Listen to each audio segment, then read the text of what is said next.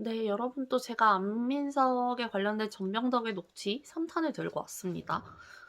정말 이번 녹취가 진짜 알아듣기 진짜 최악의 난이도였는데요.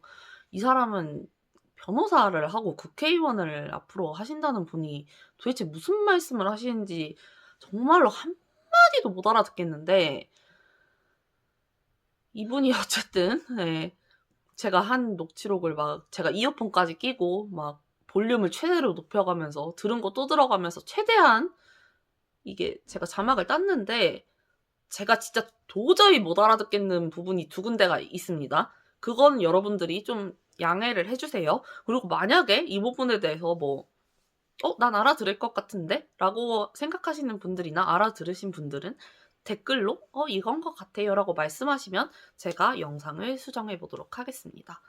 자, 이번 녹취는 어떤 내용이냐?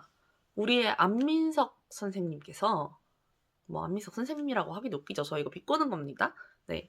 그러니까 우리 안민석 선생께서 국회의장을 하신다고 하신 내용입니다. 나라가 아무리 개판나도 여러분 정도가 있지 어떻게 안민석 의원이 국회의원을 한다는지 참 알 수가 없는데요. 안민석 의원이 어제 페이스북에 글을 올렸습니다. 뭐라고 올렸냐? 안민석 의원은 일만 하고 일을 잘한다는 평가를 받았다고 합니다. 잘못된 거 아닌가요? 안민석 의원은 구라를 잘 치고 선동만 잘한다는 평가를 받았으면 받았죠. 제가 봤을 때 이런 평가도 간신배들 아니면 그냥 본인이 어디서 약간 저 정철승 아저씨처럼 누군가 자기한테 대권 나가라 그랬다 이런 것처럼 그냥 본인의 망상 속의 일인 것 같은데, 본인의 주장한 바로는 본인한테 누군가가 그런 말을 했다고 합니다. 네, 여러분들도 잘 아시겠지만 안민석 의원 하면 선동하면 사실 안민석 아닙니까? 저는 이 국회와 이 민주당이 더 더러워진 길을 걷기 시작한 게 모든 게 안민석의 시발점이라고 생각을 하거든요. 안민석 의원이 여러분 20년 동안 국회의원을 해먹었습니다. 그러나 안민석 의원이 빛을 발한 건 어느 순간이냐? 남을 깎아내렸을 때거든요. 남에 대한 허위사실을 유포하고 남에 대한 거짓말을 해서 지금의 관심을 얻은 사람입니다. 이 사람도 어떻게 보면 조국이랑 똑같은 관심종자예요. 결이 다를 뿐이지.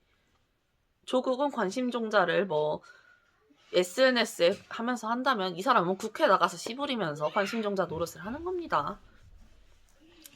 저는 참 이 사람이 이렇게까지 잘못된 이유가 뭐인가에 대해서 저도 많은 고찰을 해봤지만 결국엔 결론에 도달하지 못했습니다. 네, 당연한 거겠죠. 저는 정상이고 그 사람은 비정상이니까요. 이게 이해가 안 되시는 여러분들도 당연하신 겁니다. 여러분들은 정상이고 안민석은 비정상이니까요. 안민석이 이렇게 어쩌고저쩌고 얘기를 하는데 정작 안민석은 윤지호 그렇게 난리치고 윤지호도 안 잡아오고 저희 300조 비자금 얘기하더니 300조도 못 찾아오고 안민석 입에서 나온 것 치고 지켜지는 말이 하나도 없습니다. 이런 사람이 꼴에 회의 가서는 대접을 받고 싶었는지 한동훈 장관님한테 가서 사과해라. 사과 안 하면 질문하지 않겠다. 안민석 의원님의 질 낮은 질문을 듣고 싶어하는 사람이 거기서 민주당 의원 빼고 있었겠습니까? 저는 없었다고 생각을 하고요. 그리고 무슨 이게 지금 초등학교 반장 선거도 아니고 안민석 의원처럼 대놓고 와서 나 일 잘하니까 나 뽑아도 이렇게 얘기하는 것도 저는 말도 안 된다고 생각을 하고, 이 사람이 또 국회의원이 된다면 저는 진짜 이 나라에 희망이 없다고 생각을 하고요. 특히 오산 여러분들도 지금 안민석 하나 때문에 여러분들이 조리돌림 당하는 거 알고 계시지 않습니까? 오산이 사실 여러분 그런 취급을 받을 이유도 하등 없는 동네입니다. 그런데 왜 그런 취급을 받냐? 이유는 하나입니다. 안민석. 적어도 오산 분들도 안민석이 아는 얼굴이니 찍어주자 이런 거 말고 생각을 하고 우리 아이들이 살아갈 미래를 위해서 안민석 같은 사람을 절대로 투표해주지 말아야 된다고 저는 그렇게 생각을 합니다. 그리고 이 전명덕 변호사, 이 사람도 총선 나올 것 같은데 이 사람은 말하는 거 보면 아시겠지만 이 사람이 문제가 상당히 많은 사람입니다. 이 사람이 본인 말로는 이재명과 굉장히 가깝다고 합니다. 이재명과 굉장히 가까운데 또 문재인 청와대에 있었어요. 이 사람도 저는 어디 뿌락친지 모르겠는데 여기 붙었다 저기 붙었다 또 송영길한테도 붙었다 하면서 온 동네에 다 참견하고 다니는 사람인 것 같은데, 이런 사람들이 국회에 늘어가면 늘어갈수록 어떤 상황이 벌어지냐. 지금의 김건희 여사님 특별법처럼 민주당이라고 말하는 사람들이 뭐 이름값과 같이 양심과 같이 헐값에 팔아 넘겼는지 전혀 민주주의 같지 않은 행동을 하고 있습니다. 180석이라는 이유로 지금 밀어붙여서 특검을 통과시켰죠. 이 특검의 문제는 제가 저번부터 말씀드렸는데, 중립적인 성향을 가진 단체에 추천을 받지 않고 오로지 이제 상대방 정당, 반대 정당의 추천만 받은 특검, 이게 사실 칼잡이지 특검의 역할을 제대로 할 리 없습니다. 그리고 현재 박영수 특검이 뇌물 받아먹은 걸로 감옥에 가 있는 거, 재판이 아직 끝나지도 않은 상황에서 또 다른 특검 제도가 이렇게 돼서 뭐 유죄가 나온다 한들 이게 무슨 의미인지 전 잘 모르겠고요. 저는 이 특검 제도에 대해서도 굉장히 토 나오는 제도라고 생각을 하고, 이 특검 제도가 살아있는 한 대한민국의 정치 보복은 절대로 사라지지 않을 거라고 생각을 합니다.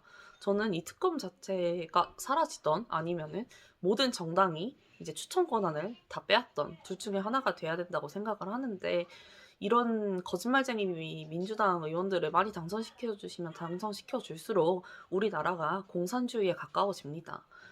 민주주의의 장점이 뭡니까? 사실 다수결이고 많은 사람의 의견을 포용하는 것인데, 지금의 민주당은 의석수로 인해서 공산당이랑 다름없이 그냥 의석수로 밀어붙여서 본인들의 모든 뜻을 관철하고 있는데, 이게 과연 지금 21세기 선진국인 대한민국의 국회에 맞는 모습이냐에 대해서도 상당히 회의감이 들고요.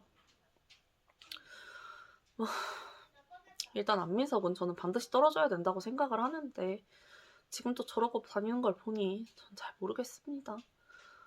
제가 이렇게 말하는 게 어떻게 한 분의 의견이라도 좀 바꿀 수 있었으면 좋겠다는 마음으로 제가 매번 이렇게 영상을 키는 것이고, 어쨌든 이제 저는 안민석 의원에 대한 피해자로서 7년 동안 신체적 그리고 뭐 재물적 그리고 뭐 정신적 피해를 많이 받았습니다.